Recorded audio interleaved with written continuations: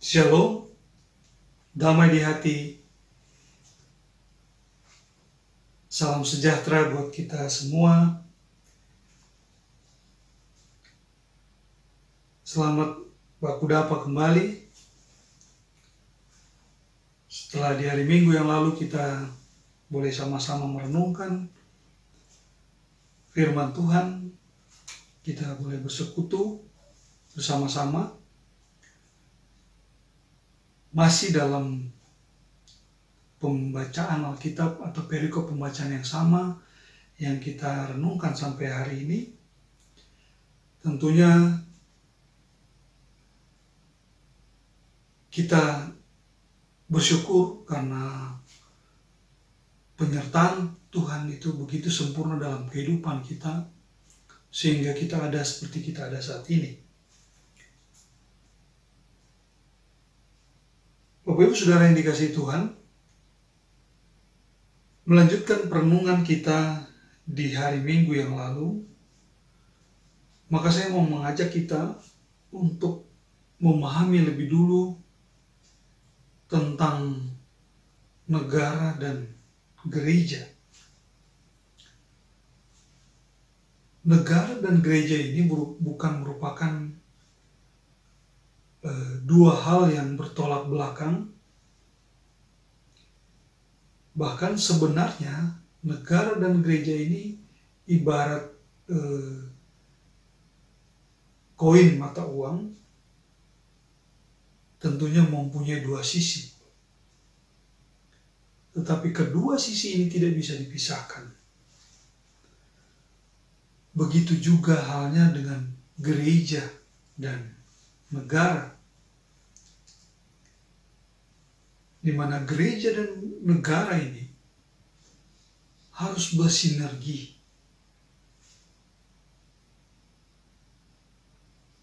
Pertanyaannya, sinerginya dalam hal apa? Nah, sudah tentu sinergi dalam keamanan, keadilan, dan kemakmuran. Bapak Ibu, kalau kita ingat renungan kita di 2 minggu yang lalu, di mana kita sudah sama-sama membaca serta merenungkan dari kisah mengenai Nehemia, yang pada saat itu diceritakan bahwa dia menjabat sebagai seorang bupati, dan kemudian Ezra yang pada saat itu sebagai nabi, yang kemudian mereka berkolaborasi dalam membangun tembok Yerusalem. Nah, untuk itu akan salah jika kita memandang negara dan gereja ini adalah sesuatu yang bertolak belakang atau sesuatu yang berbeda. Apalagi jika kita menciptakan satu negara dalam gereja. Nah, berdasarkan tema mingguan kita, yaitu demokrasi bukan demonstrasi, yang saya mau jelaskan kembali bahwa yang sebenarnya demonstrasi yang dimaksud itu menunjuk kepada demonstrasi yang tidak memprovokasi.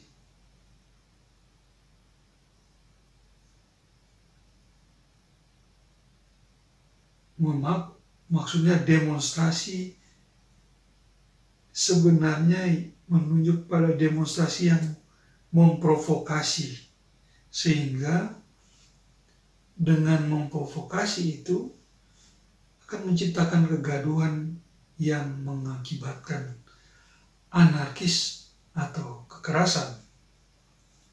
Nah, memang sistem pemerintahan kita menganut sistem demokrasi, yang artinya pemerintahan dari rakyat, oleh rakyat, dan untuk rakyat. Namun di sisi lain, demokrasi tidak terlepas dari demonstrasi. Nah, karena demonstrasi itu sebagai perwujudan dalam hal penyampaian pendapat ataupun aspirasi dari rakyat kepada wakil rakyat ataupun dari rakyat kepada pemerintah.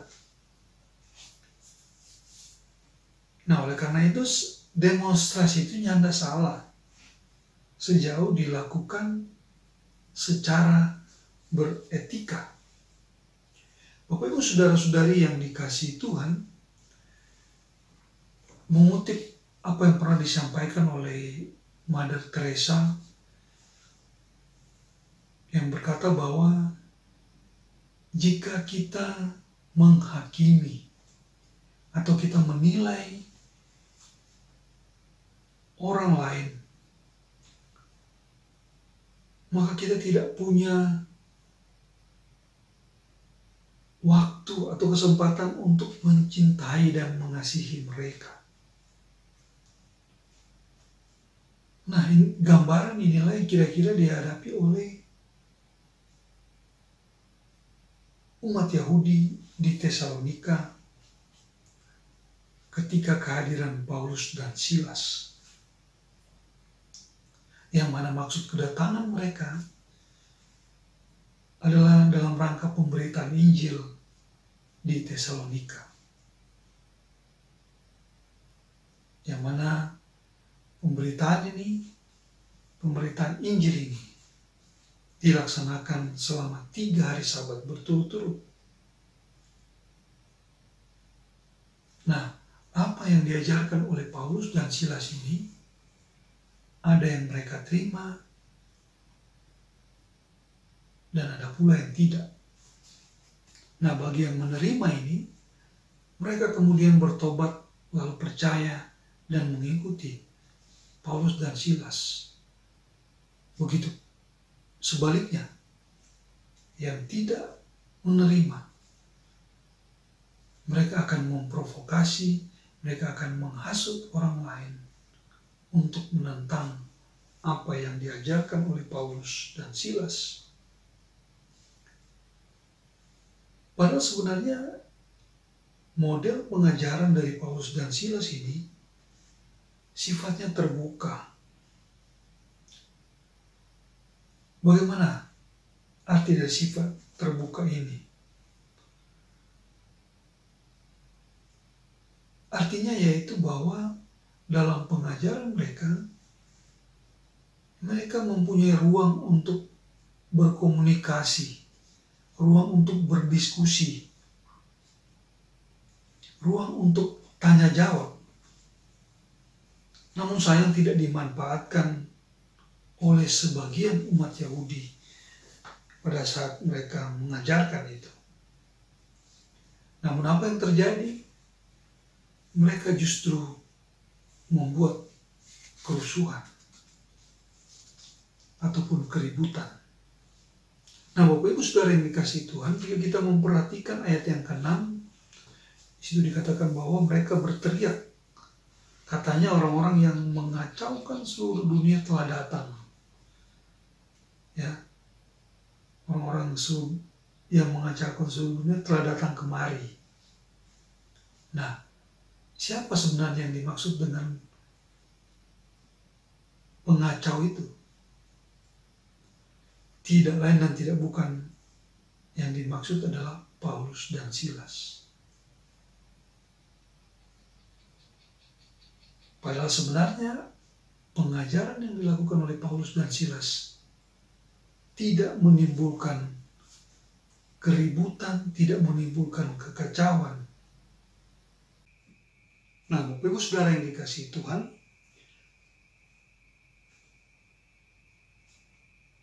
justru yang terjadi adalah mereka yang penuh dengan kebencian dan juga iri hati, sehingga menciptakan suasana yang tidak kondusif.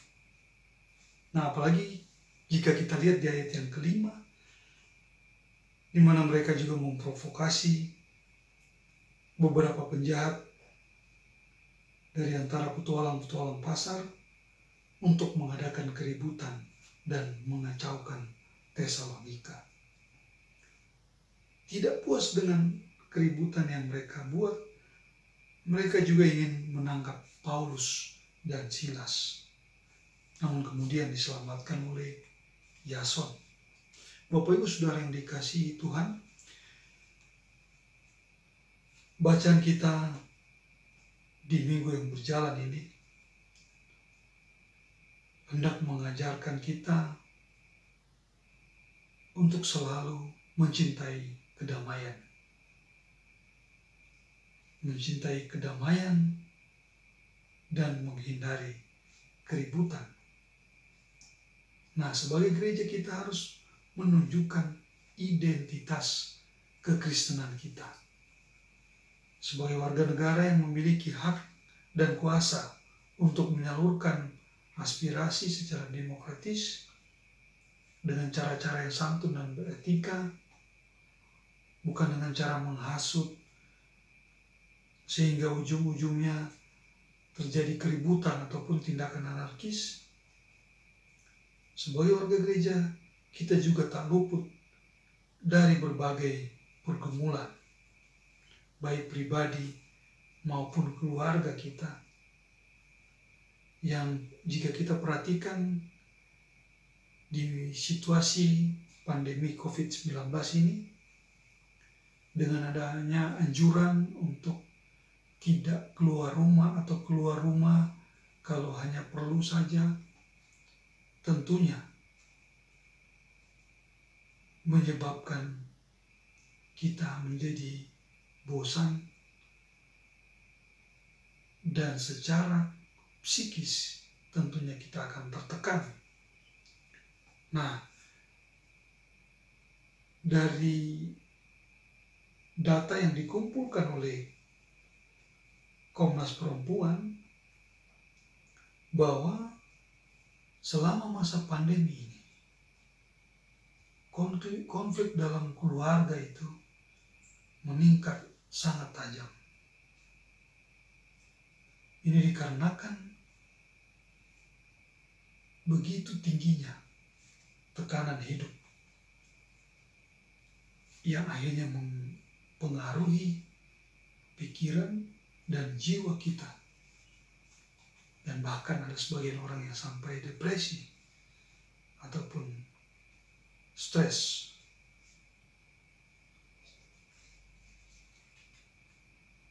Nah, Bapak Ibu Saudara yang dikasihi Tuhan, berangkat dari pembacaan dan perenungan firman Tuhan selama seminggu yang berjalan ini, maka kita diajak juga untuk menyelesaikan masalah-masalah kita, tentunya dengan budaya atau cara-cara yang